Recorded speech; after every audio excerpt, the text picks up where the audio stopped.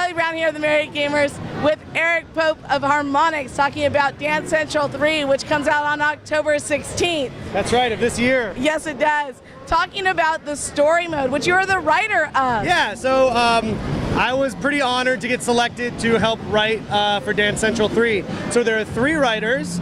We split up the duties. So Helen, who has been writing for years for Harmonix, she does all the loading tips. Everybody loves from Rock Band, and she had written the previous 2 games. She oversaw us, and then Allie Thresher and I, Allie, my former coworker on the community team, she took care of all the non-campaign stuff in the game. So anytime you're in any other game mode, when someone's making like a snarky remark, it's all Allie.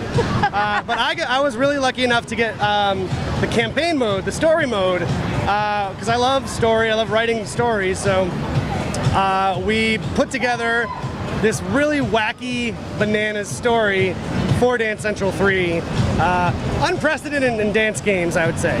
Exactly, and you've got a story mode that you're going back in time, correct? You're a detective of sorts, and you're going back in time with Boomy your boombox. Yeah.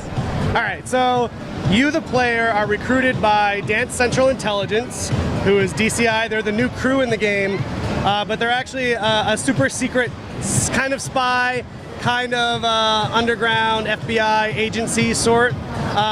And their main goal is to investigate and solve dance crimes. And the biggest dance criminal of them all is Dr. Tan. And he's on a tear through the city. And they can't take care of them himself because he's using all of these dance moves from the past that they've forgotten about, because they're all about the present and all about swag and creativity. And Dr. Tan is about just lockstep, everyone should dance the same. He's a dance fascist, as we like to say. So you're not getting your moves like Jagger, basically. Right.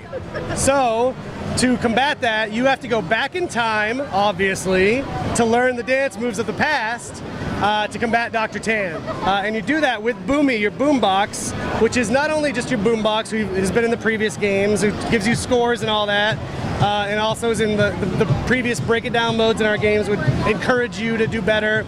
It turns out Boomy is also a time travel conduit, naturally.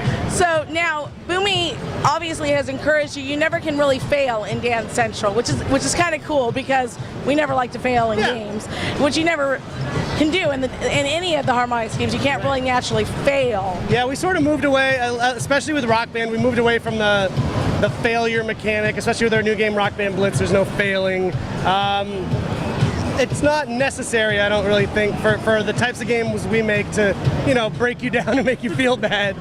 So yeah, we try to keep a good balance, keep things light. That's why the story is so goofy. It's like, it takes itself seriously, and in that way, it's even more goofy. But yeah, it's about just making people comfortable, because it's a physical game. You have to dance. You have to feel comfortable to do that. So yeah, there's a lot of humor in it and all that. So what was it like for you to actually write a story of a game that everybody thinks that all I'm going to do is put this game in for a party and play?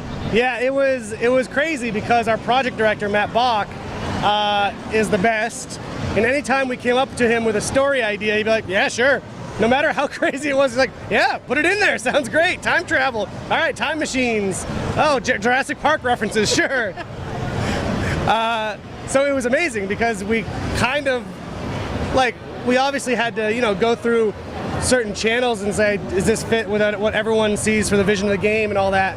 But we got to do a lot of what we just wanted to do ourselves. It's kind of free reign, yeah. But it was great. It was a good change of pace for me. I've been a community manager for about 4 years or so, and being able to write for the game was cool, because I got to interface with the development team and kind of feel like a real developer.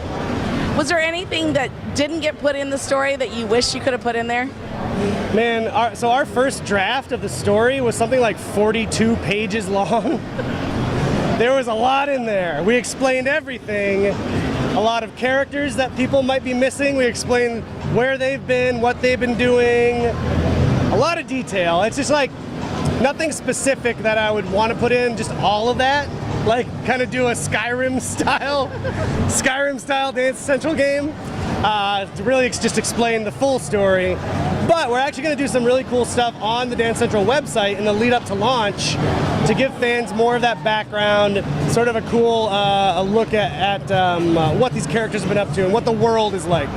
Are there new characters in Dance Central 3 that people are going to get to meet? Yes. So there are 2 new characters that we created named Rasa and Lima.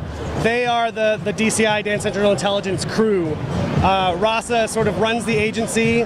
He's really suave, but he's kind of like a big brother type, very encouraging, but just like a master of dance. And then Lima is like the technological genius. She's the one who invented this time travel device. So she's sort of like the tech genius, but she's also super cool. She's not like a nerd stereotype or anything like that. And together they're actually a really interesting pair of characters. So leading up to October 16th, where can people find out more about Dance Central 3? You can find out more on dancecentral.com or on Twitter at dance_central, and our Facebook page, facebook.com/dancecentral. So get all your information there and look forward to the game on October 16th. Yeah. Thank you very much, Eric. Thank you.